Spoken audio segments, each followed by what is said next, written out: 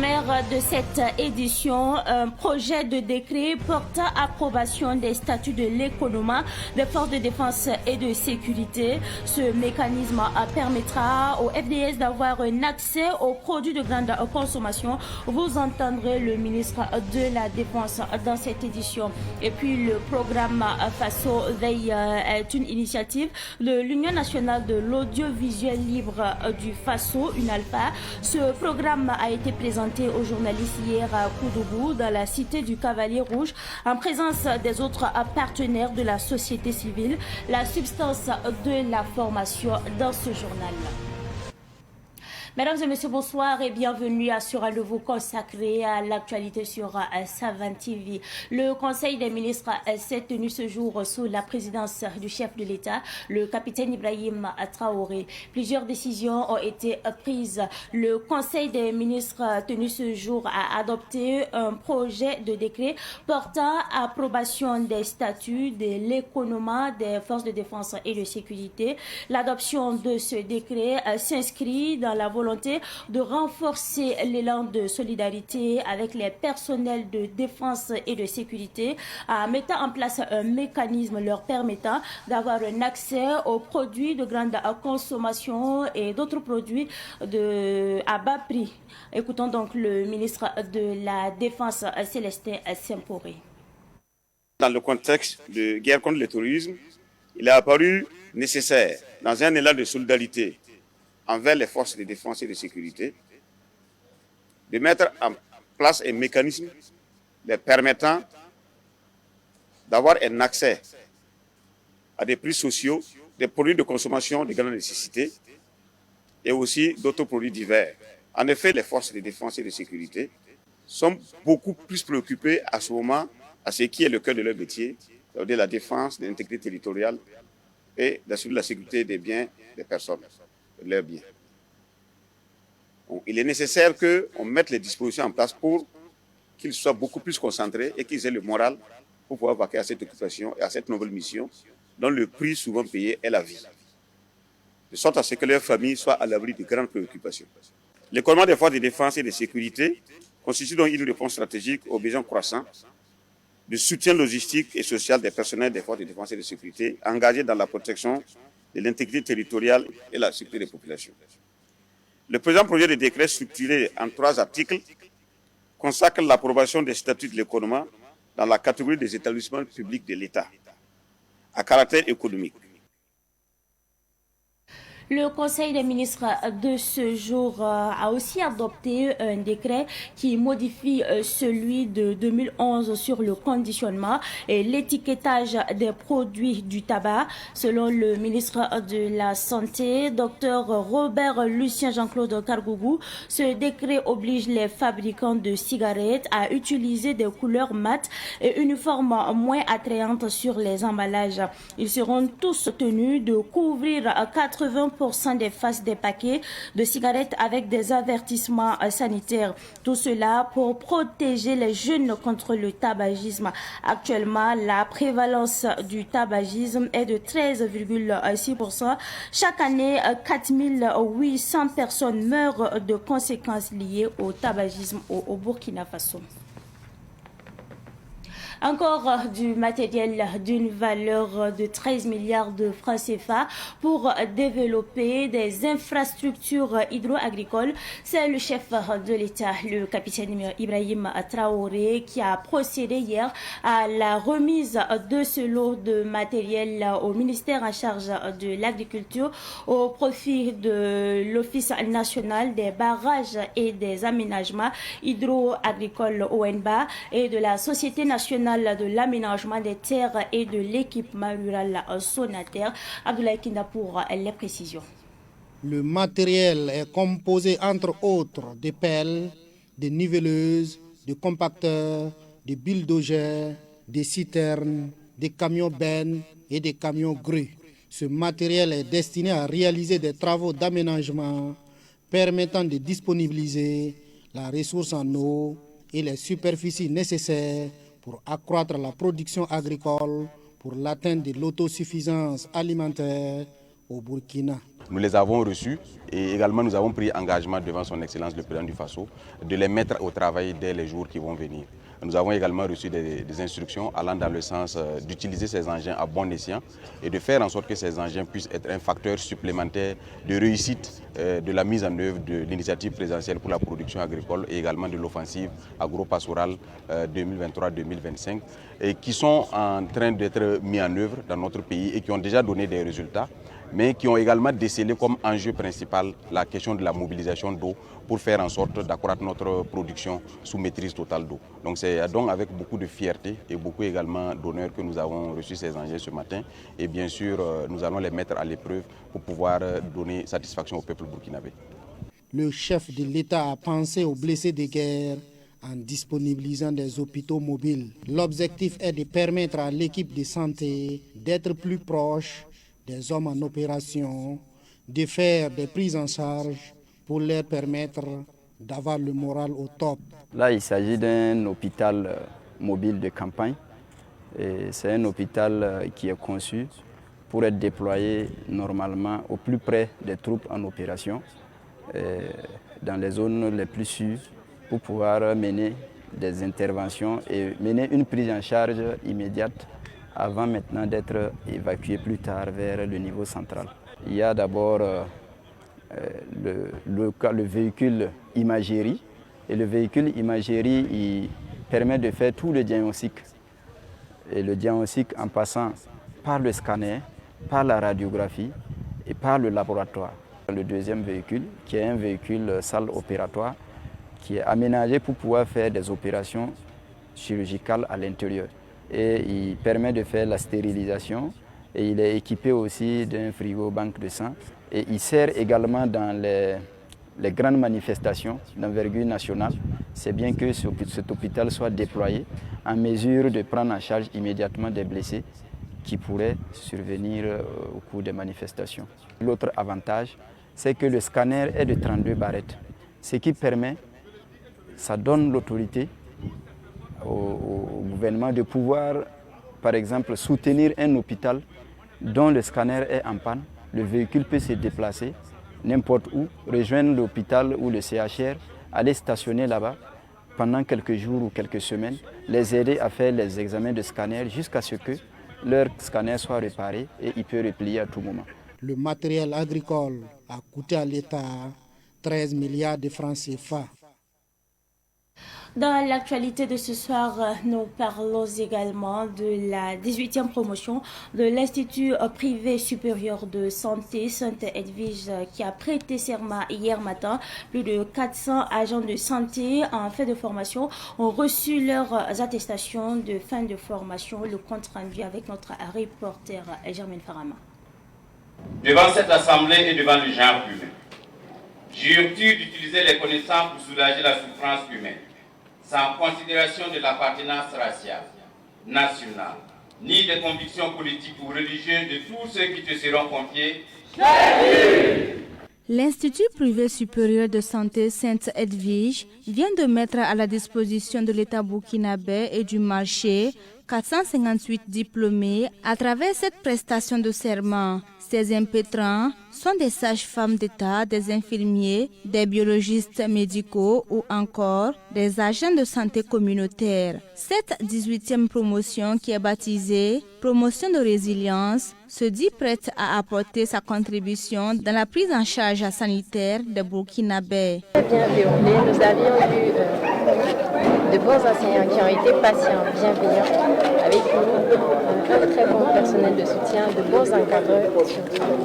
Nous remercions vraiment notre directrice, notre très chère maman, la directrice générale, pour vraiment son soutien. Aujourd'hui, je suis prête, nous sommes prêts à mettre en service notre compétence. L'école Sainte-Edwige engage 100% de taux de réussite dans presque toutes les filières lors des examens. Pour la directrice de l'établissement, c'est une nécessité de mettre sur le marché une main-d'œuvre qualifiée. Ramata Edwige Ilboudo invite ses impétrants au respect de leur serment. Les former bien là, c'est d'abord pour moi-même. parce que je peux avoir un malaise.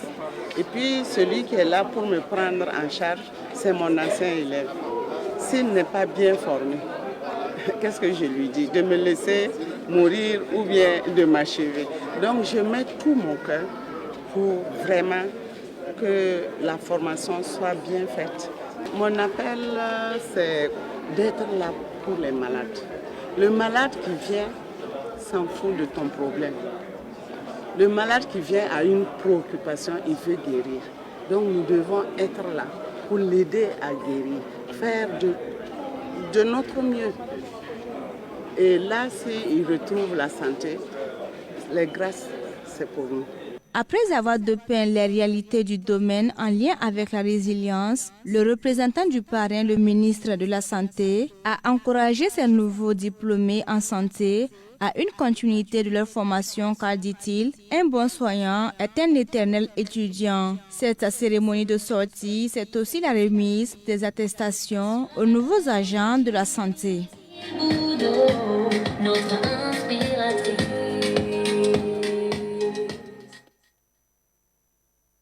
Cette fois-ci, nous déposons nos valises à Koudougou, dans la cité du Cavalier Rouge, et nous parlons justement de l'Union nationale de l'audiovisuel libre du Faso, une alpha qui a procédé hier à la cérémonie d'ouverture d'un séminaire d'immersion marquant le début de l'initiative Voix des citoyens. Cet événement réunit des journalistes pour leur présenter le projet Faso Veille qui vise à renforcer la culture démocratique en encourageant la redevabilité citoyenne. On fait le point avec notre reporter Cynthia Zongana de retour de la cité du Cavalier Rouge.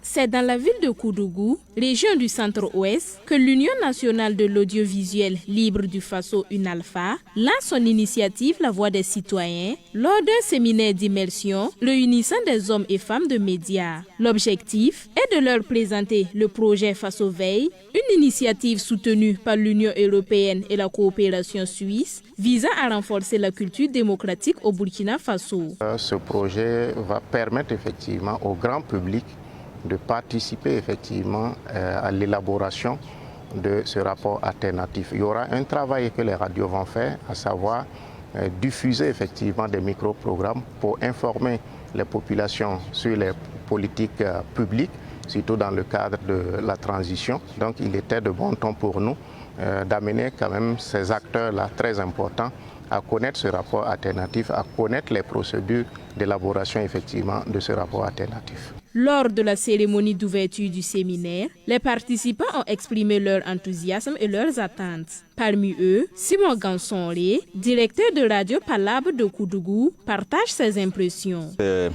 un programme qui nous réjouit un peu plus parce que ça vient aussi contribuer à ce que nous faisons déjà, renforcer ce que nous faisons en termes de radio de proximité, en tant qu'outil de communication de masse. Nous pensons que ce programme va donc renforcer nos contenus et aussi mettre en lumière la contribution des radios de proximité que nous sommes dans l'ancrage démocratique et les questions de gouvernance locale.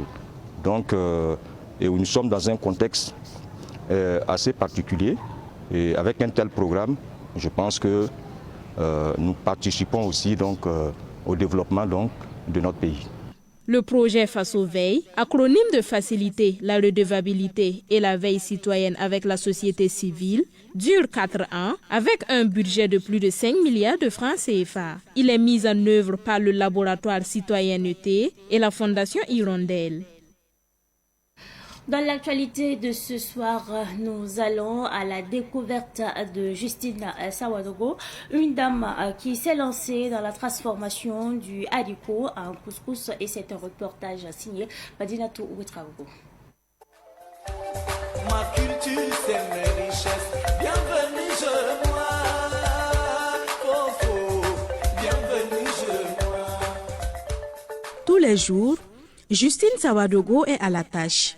Quand elle ne s'affaire pas à la transformation de son haricot en couscous dans le quartier Sonré où elle habite, elle fait le tour de la ville pour assurer personnellement les tâches marketing de son produit Ido Couscous.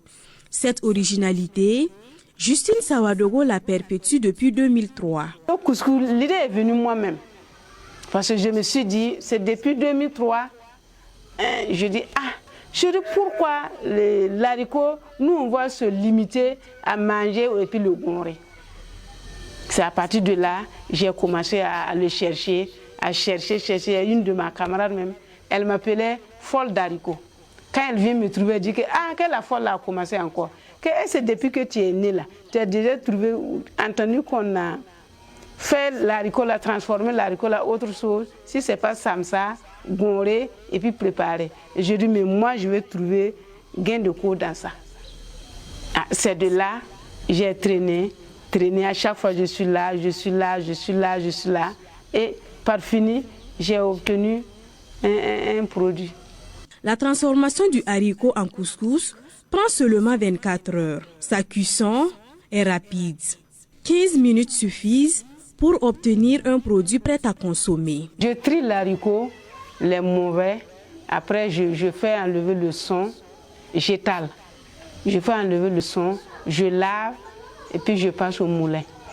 Maintenant, je reviens, j'enlève les grumeaux. Ici, j'enlève les grumeaux. Je fais passer à la vapeur. Une première fois, une deuxième fois. La deuxième fois, j'ajoute un peu d'eau. Et si la deuxième fois c'est cuit, je fais chisser. Et je conditionne maintenant. Le ido couscous, tu le verses dans un plat. Si tu ajoutes, et puis tu ajoutes un peu, par exemple, si c'est demi, tu ajoutes 1 litre d'eau. Tu mélanges. Si l'eau là est chaude, ça mouille vite. Mais si l'eau là est fraîche, ça prend un peu de temps. Et après, tu vois si c'est bien mou, tu passes à la vapeur. De la vapeur, tu le retires. Et puis tu peux ajouter l'huile, ou bien du beurre, ou bien sel, magie, tout ce que tu veux. Et prêt à consommer.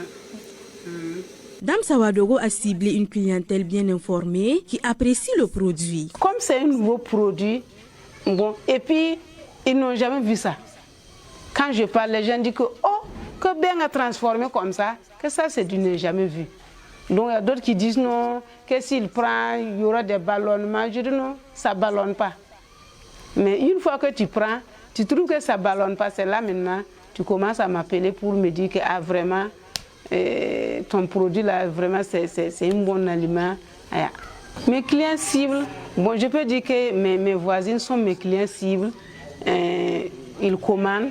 Il y a d'autres, s'ils ont des manifestations comme des cérémonies, comme ça, il y a d'autres qui viennent me demander quelques sachets. Les alimentations aussi, il y a d'autres alimentations aussi qui prennent. Dans les services, je passe, ils prennent. Consciente de l'importance de la transmission de sa recette de couscous de haricots, Justine Sawadogo forme la relève. J'ai 2 femmes que j'ai formées. Une c'est Bouddha Christine, plus mes filles là. Voilà. La femme qui vient m'aider là, elle est vers là. Bouddha Christine. Voilà. Elle aussi est une femme mariée. Voilà. Donc je sais que même si je ne suis pas là, elle peut prendre le relais. Voilà. Et d'ailleurs, même on fait panancer. Si j'ai une grande commande, je la fais venir. On fait ensemble. Si elle aussi, elle a commande, elle vient me dire, et puis je paye l'haricot là, puis on fait. Si l'argent vient, on se partage. Justine Sawadogo a participé à la Semaine nationale de la culture SNC en 2020 et 2023, ainsi qu'à des festivals qui lui ont rapporté 3 prix.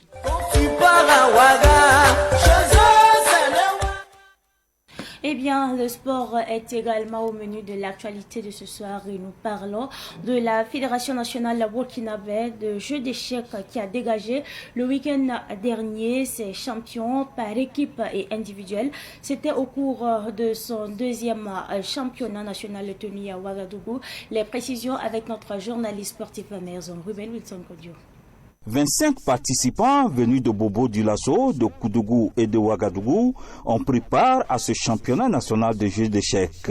Durant 48 heures de compétition, Ouagadougou arrache le titre de champion national par équipe et le président de la dite fédération est le champion national en individuel. On peut dire que le jeu d'échecs se développe au Burkina.